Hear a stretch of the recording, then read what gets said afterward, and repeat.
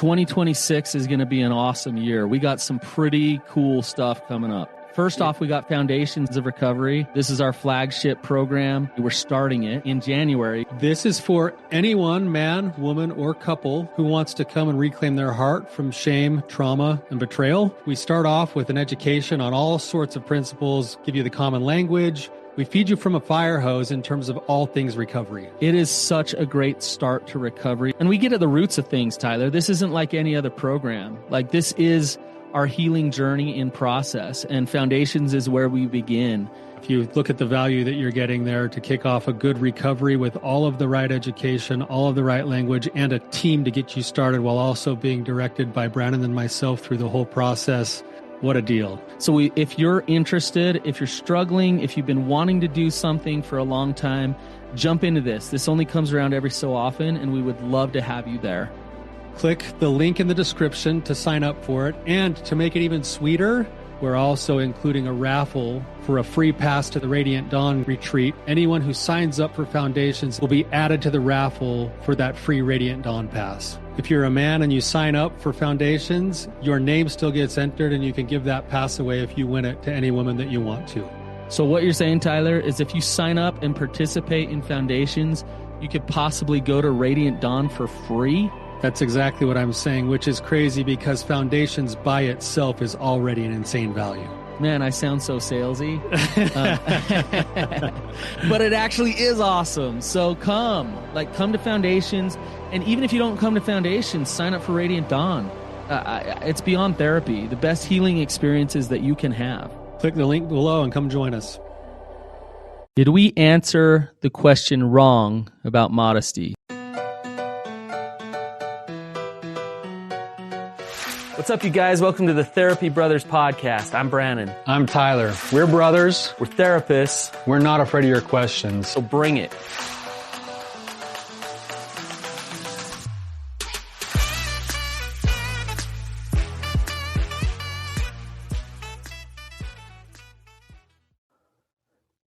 Have you wanted to overcome your sex addiction?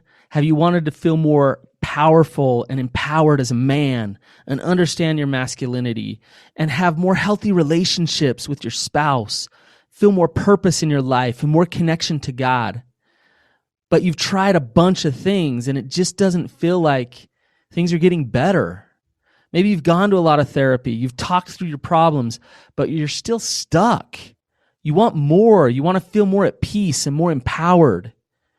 That's why Tyler and I have developed a process and a program for men to come experience something different, to shift out of the shame, shift out of the depression and the addiction, and to actually experience feeling alive, stepping into your masculinity, feeling empowered. If you want information about this experience, go to risingsunconference.com. Now that's Rising Sun as in S-O-N conference.com. Space is limited. The experience is going to change your life. It's going to shift you into the man that you really are, the man that God made. So go check it out, and we'll love to see you guys there. All right, before we get into that, that's an interesting question because I usually don't get any questions wrong. I'm just kidding. I'm actually really excited about this episode because I love to be challenged and I love to explore topics and dig deeper. And a quote that I heard once is, any argument that you lose, you actually learn something. So an argument that you win, you don't learn anything. So I'm not here to argue with our guest today. I'm actually here to discuss with her and to explore this topic in more depth with her. So I'm actually really excited to have her on and for her to have enough courage to come on and just talk about some of the things that she thought and some of the things she felt about our episode on modesty. So we talked about, I think it was maybe 2 or 3 episodes ago, and we were talking about sexuality and accepting yourself with your sexuality and modesty. And a common topic on our podcast is about our kind of religious beliefs or our relationship with God and how sexuality fits into that. And so we were having a discussion, and Ashley was listening and she had some thoughts, some feelings, and had some questions. So, Ashley, welcome to the show. Thank you. Yeah. Do you want to introduce yourself a little bit and then just Sure. kind of ask your questions or share your concerns or whatever? Yeah. My name's Ashley. I'm mother of 4. I have 2 girls and 2 boys. And I listened to that episode regarding sexuality / I felt like it was more about modesty in general. Uh-huh. And I just had a little bit of a knee-jerk reaction to some of the things that were said. So I sent in a comment and here we are. So, voila. Here you go. Yeah. Awesome. I have 2 girls and 2 boys as well. And it's interesting having boys and girls and kind of seeing how different they are. Yeah. So, yeah. As we talked, were you thinking more about your daughters? I was thinking about my daughters, but yeah, mainly about my daughters, but kind of women in general. You know, I am LDS, raised in a very religious, somewhat strict family with lots of rules.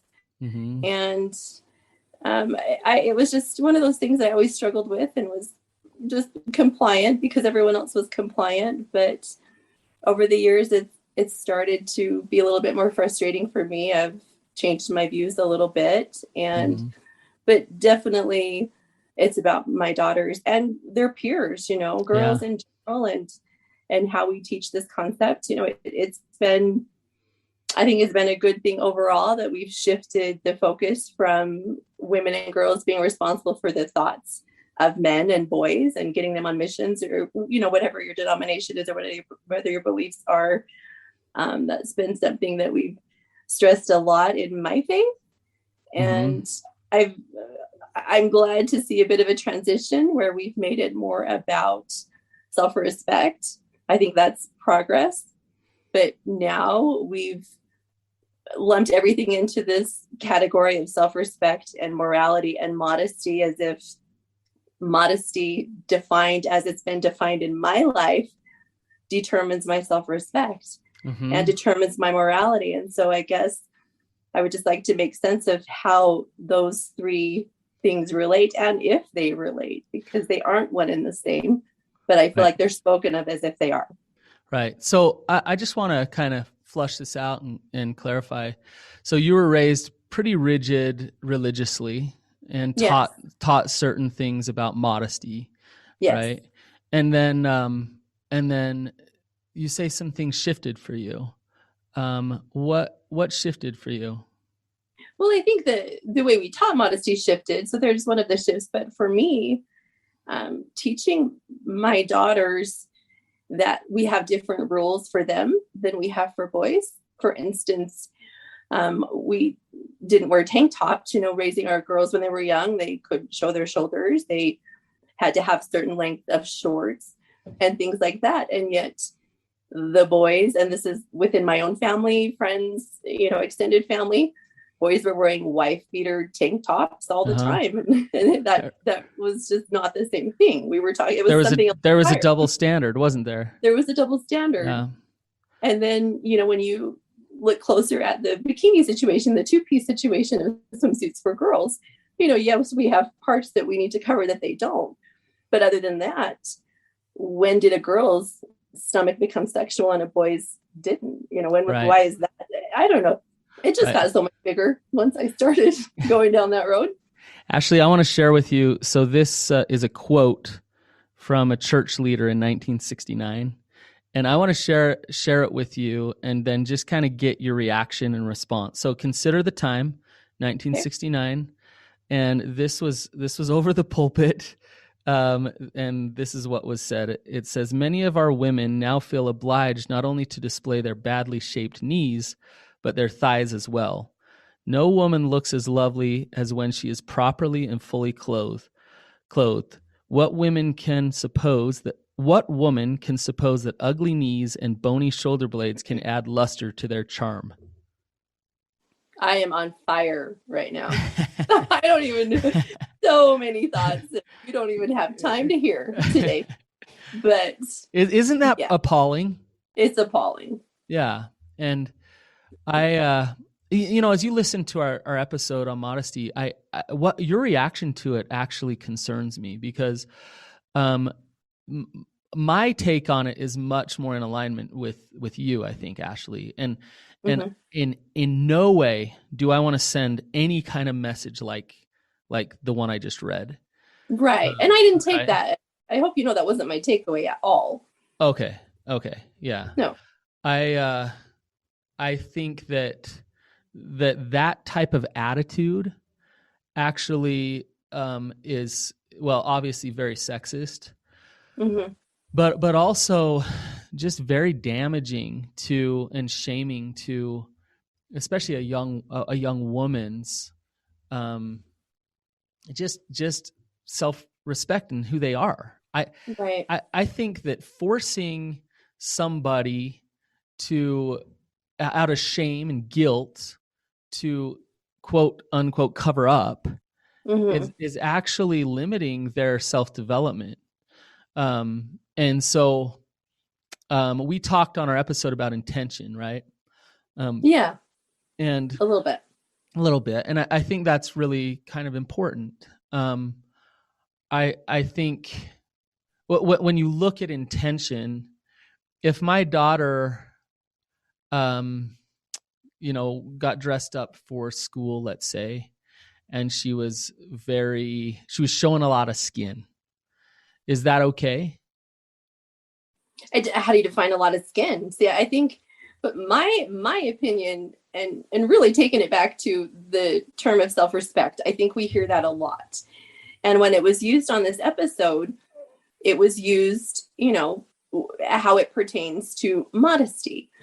So when we define what modesty is in the LDS Church, for instance, we have the strength of youth that tells you exactly what you can and can't show. So we've defined modesty, and then we've made modesty a requirement for someone to have self-respect, which makes the opposite of that true as well. If you aren't modest, as we've defined it, then you are lacking self-respect. Then we've just told a woman or girl how she should feel about herself. Yeah. So can a woman wear a string bikini and have self-respect at the same time? Absolutely. I totally agree with you. Yes. So I will not argue that. I think that but here's the thing. And I think this is a hard thing for some people to understand. If they're caught in a rigid belief system of a lot of the stuff that's been taught, like what we just heard, that quote, where it's like, nope, they can't. They don't love themselves if they're wearing a string bikini. That's not true. That's not true. I don't believe that. But it comes back to their heart, I think, a little bit, and their intention, right? Yes. Is if I'm that woman wearing a string bikini, and I'm doing it because I feel so low about myself, and I'm trying to gain something from somebody or this or that, it's not done out of self-respect. If I'm that woman in a string bikini and I think I'm beautiful and this is part of my sexuality and who I am, then I don't need to worry about controlling other guys' lust or whatever. That's their job. Yeah. Right? Yeah. I'm just being me, and I'm enjoying the sun that I get to soak in because I'm in this bikini, right? Is that? Yeah. No, I totally agree. But I felt like, and correct me if I'm wrong, but it seems like in the episode you did mention intention, but then someone was shopping with their daughter for a swimsuit and she found a two-piece, and I felt like the intention part kind of went out the window. If she would have wanted that two-piece, then it would have no longer been about intention. It would have been about modesty, about force. I don't know how the discussion with her, because there was a discussion in the store and then they came to an agreement that she got something else. But, point being. And was the message kind of like she got something else, and so that was the good thing? Like, good, yes, she came to, like, and she had self-respect, and we convinced her that the two-piece was not a good choice, even though that's what she gravitated towards for whatever reason, and she made the smart choice. Right. That's what I took from that. I think you have a really awesome perspective on this because of the way you were raised, and then there's been a shift, right? Right.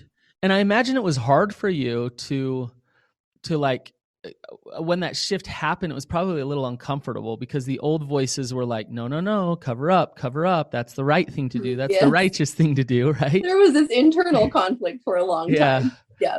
But then did you realize that, like, when you didn't live in fear and control and trying to force your daughters to cover up and yourself to cover up, that, oh my gosh, like, I'm not going to die here. Like, this is not horrible. I'm not a horrible sinner. I'm not, right? Is that kind of your experience? Yeah. And it almost went, I wouldn't say a little too far the other way, because I don't feel like I'm extreme in that way either.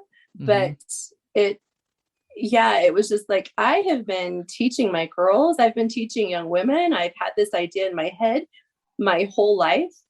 And it was really liberating to not feel that way anymore, and to realize that we're objectifying women when we discuss what they wear so much, Yes. There's objectification in just the discussion that is so prevalent. And then the judgment that goes along with being part of a religious community that has specific guidelines that everyone's aware of. Yes. And then when someone isn't compliant, and they're doing something differently, then whether it's spoken aloud or not, there's judgment, because we all know that you're not supposed to wear that and you're wearing that. Yeah. Yes. And so for me, why are we saying what they should and shouldn't wear in the first place? Why are they making it, why are we making it about how you feel about yourself? Why are we making modesty, morality, and self-respect all part of the same conversation? Not that they don't ever relate, but they aren't one and the same either. Right. I really wish Tyler were here, because he'd probably have a little bit of pushback more. I mean, I really feel like I'm there with you, Ashley. Mm-hmm. And, but okay, so I'll put words in Tyler's mouth here a little bit and play the devil's advocate. I imagine him saying something like, well, okay, so are we supposed to just kind of let our kids just wander around in whatever, just walk around naked if they want to, or there's just no constructs and no limits? Is that what we're supposed to do? I thought a lot about that too, and I think there will always be people that define modesty still matters. We still are teaching something to our children.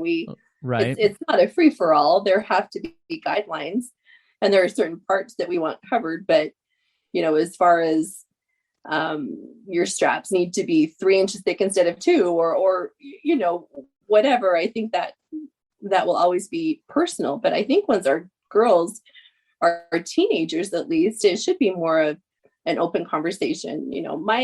As far as intentions go, my girls have gravitated towards bikinis their whole lives, long before it was ever about attention or men and boys or anything like that. It was just cute. It was comfortable. They liked being more free. They liked the sun on their skin, all of those things. And so I guess for me, I don't know when that shift went from being comfortable in their own skin and just free and happy to but Ashley, to cover it up. But Ashley, they're going to make all those boys lust after them.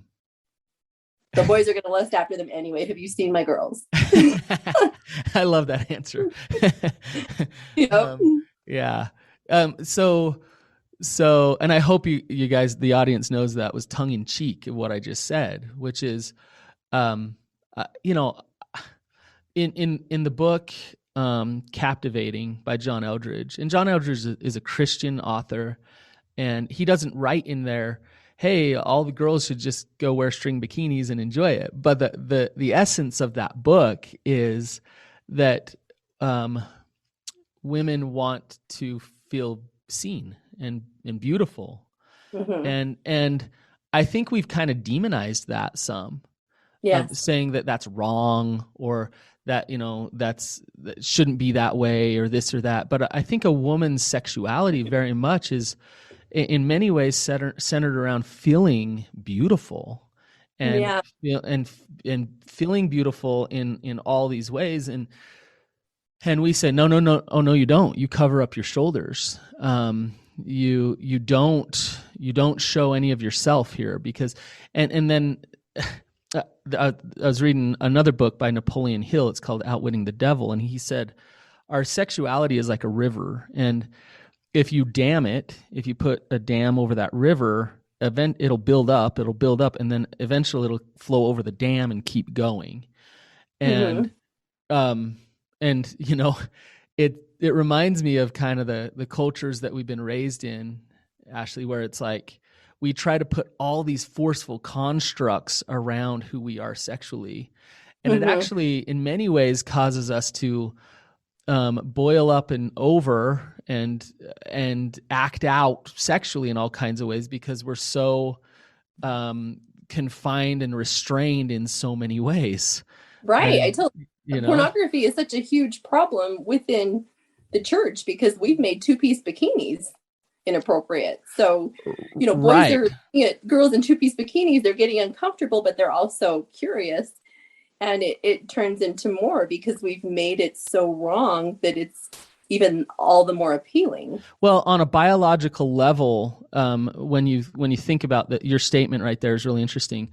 If I'm a young man raised in a really rigid religious slash sexual like a lot of rules around sex, if I look at a girl in a bikini, I'm doing something risky. I'm doing something naughty, and an element of risk actually provides an increase in a dopamine hit to seeing that.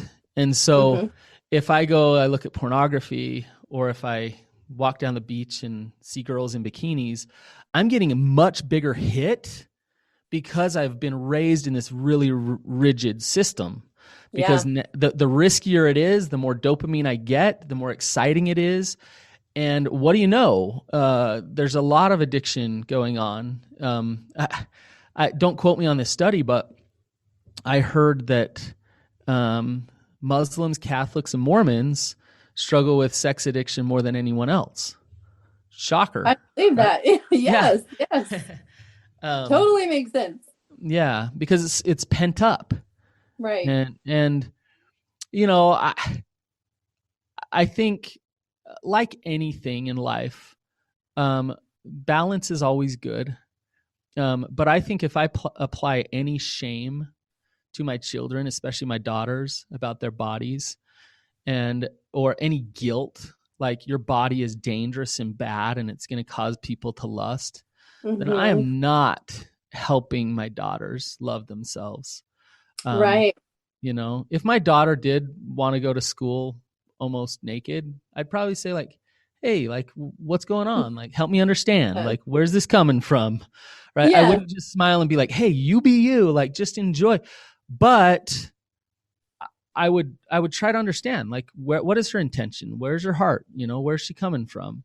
Right. I had a conversation with my daughter the other day. She had on some shorts and she's gotten really tall. And so her butt cheeks were hanging out. That's not okay with me. And so, but it turned into more of a conversation. Like, you can't wear those shorts. I can see your butt. No, you can't. I said, no, really, I can. Like, did you know that I can? And she said, well, no. So maybe you should probably change because I don't think that's what you wanted to show. And she said, no, I didn't. And that was done. There, look at that. That conversation's awesome. Right. But I think some people listening could say, well, have it one way or the other, Ashley. You're saying, like, let them be them, but then at the same time you're saying cover up your butt cheeks, right? Yeah. But we didn't get super specific before we said that, but there are parts that I do think it's absolutely okay that we require that they cover their private parts.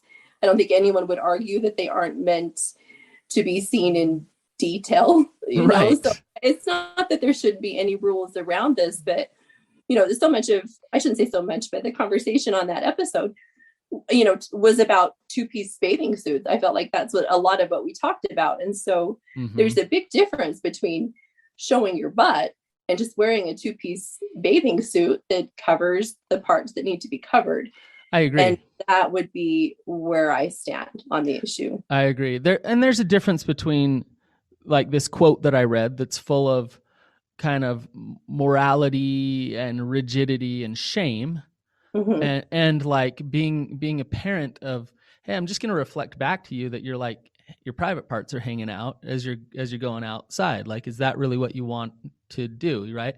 And it's Mhm. interesting, your daughter's like, oh no, like, yeah, thanks for telling me, mom, right? Like to be able to kind of see that. Yeah. And there's a difference. There's a difference between like sending that energy of, as a female, your body is dangerous and you need to hide it. And wearing that will get you in trouble. I've heard that a lot too. Wearing that is asking for trouble. That will get you in trouble. Right. Another thing that should never be said. Right. And I think, I mean, I do think the way we kind of present ourselves in the world, and this is with what we wear, it's also with just energetically how we show up. We're going to attract certain things into our life. And so I do think being aware of who you are and what you're attracting is important, right? Mm-hmm. And so as long as you're conscious of it, I don't think we need to judge it. I don't think we need to put morality all over it. Mm-hmm. But I do think it's helpful to be aware of, what I put out to the world is going to attract back into my life, right? So here's a question for you is, and I'm not disagreeing, but I'm curious on this. Is that the same as intention? So could my intention be one thing, but what you say I'm putting out to the world be something else entirely? Or are they one and the same? Yeah, that's a great question. I would say that I might misinterpret your intention, so let's say your intention is to just feel alive and to feel good and to be free some, right? And I think, okay, your intention is to want a man to want you. And so like, I'm going to go try to take advantage of that and take advantage of you. So like, I'm judging it wrong. And so then I go over and let's say I hit on you, or I say something inappropriate. In that moment, your intention is really, your energy is really going to show itself. Your boundary is going to show itself in that moment, where you'll either entertain it. It's like, oh, good. I used my body to bring this in because I need this man to whatever, right? Validate me or something. Validate me, want me, whatever. Or you'd like slap, well, I shouldn't say slap me in the face, but in a way, you'd just be like, like, no, not interested. I'm not interested in a man disrespecting me. No, thank you. I'm good. I'm alive. I'm free. I'm happy. So I think that sometimes intention can get misinterpreted.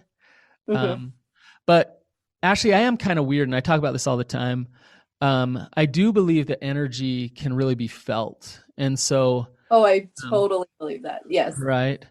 So like, if someone's kind of putting something out there, it's like, okay, like they'll attract men or they'll attract women if they're a man, that really resonate and vibe with them there.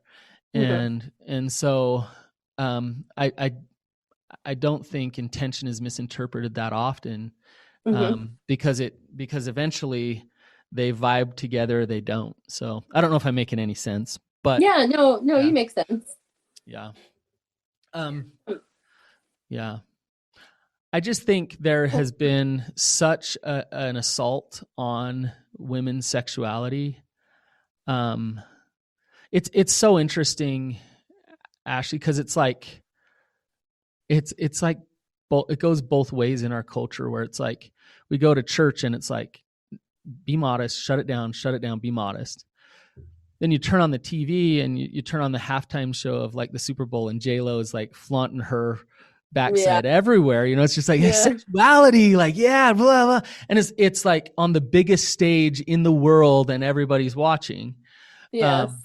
And so, like, talk about mixed messages everywhere. Right. It's so hard. It's hard and it's sad to watch our girls and even women try to navigate that and find balance. Like you mentioned before, find a place where they're comfortable and they're not trying to meet anyone's expectations at all. It's all about them. And I think that's where the message we send gets a little complicated as well. How much energy, if you want to use that term, how much energy or effort do we put into worrying about what others think versus how we think and how we feel. Amen.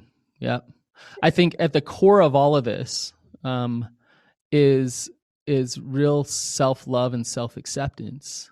Whatever that looks like. Whatever that looks like. Right. And it's both it's interesting for men and for women. The men I work with as a sex addiction therapist in Utah County are always rejecting their sexuality and thinking that they are horrible and bad and monsters and terrible because they're sexual beings. Right. And so there's that end of it. And, I remember sitting in a group where there was like a magazine way up on the top shelf and it had like a woman's ankle on it or something, like, and he's like, can we turn that magazine over because I don't want to look at that because it's making my word. Yeah. Oh wow. Yeah. I tell the story all the time. The guy that took a double take at the grocery store at a beautiful woman and went home and confessed to his wife a relapse, and he slept on the floor for a week to punish himself. I heard that episode. Yeah. That's heartbreaking. So that there's those type of examples where the men are taking their sexuality and demonizing it, right? And then the other side of it is, in many ways, not across the board all the time, but the women are taught that their sexuality, they're like enjoying feeling beautiful and feeling seen and is bad, and that they should shut that down, and they should totally cover up everything all the time. So we have a culture that is really rejecting sexuality in many ways, and I think at the crux of it is this it's fear-based. So if we were to let go and accept our sexuality, I think there's a fear that we would all be having sex with all these people all the time, and there would be no order and no whatever. And that's just not the case. Right. If we were to accept our sexuality, then we would be more in healthy control of our sexuality, and not have to self-reject ourselves in order to be in that control. And yes. So how do you live in an environment, in a place like this, in a culture like this, that like coming from the religious side of things, that is almost encouraging the opposite of what you're encouraging? They're contributing to this idea that we have that is so unhealthy. And we've seen progress, of course, but we're still stuck. We're still stuck. And we have people like you that are talking and sharing openly and giving great advice, but then we're hearing something else entirely that's maybe not entirely, but there's still mixed messages even within our religion that we're both a part of. Ashley, I think the best thing that you can do, and that I can do too, is what you're doing with your kids. Is if we can teach our kids to not fall into those beliefs and teach them to love themselves and to be aware of what their intentions are, and also have the courage to be themselves as well, right? And be open and honest and vulnerable about it, and not try to fit into the I'm going to be perfect mold where I'm wearing the perfect thing, or not lusting at all, or whatever, right? So like if we can teach our kids to be vulnerable and honest, that's the best thing. I try to be an advocate and fight for truth when it comes to sexuality, especially in our culture. And it's interesting. I love to put people in awkward positions. So I love to get people at church to admit that they're sexual beings. And it's a fascinating thing, because everybody knows it deep down. Everybody knows it. Everyone around everyone else knows that we're sexual beings. Yeah, we have to, obviously. Well, that's why we're here. Yeah. But nobody likes to admit it, because sex automatically is sin and shameful. And Yeah. the truth is it's not. It's beautiful and it's wonderful. And so when you go to church and you kind of push people to think that way and to admit to themselves that, yes, I am a sexual being, it's this kind of like paradigm shift of, wait, we're sitting in church and I can accept my sexuality? Huh? Yeah. Like that's a reality? Like this I guy love that you did that. Yeah. Yeah. So anyways, I appreciate, like really appreciate this conversation. I do too. Thank you for giving me the chance. And dang it, we didn't disagree that much. We didn't have much to argue about, Ashley. So I can come back another time and disagree with you if you would like, but no, I actually agree with you 99% of the time. So it might not be.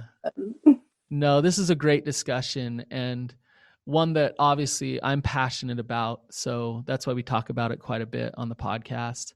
Enough with people rejecting themselves and feeding messages of shame and self-rejection. I'm done with that. So to have conversations like this helps to flush out the seeds of where that shame is planted.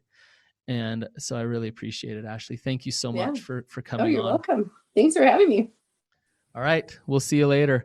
You guys, if you liked this episode, don't forget to share it and to leave a review. And as you can tell, we love your feedback and we love your questions. That's why Ashley's here today. So please leave us a question at therapybrothers.com. We'll see you guys.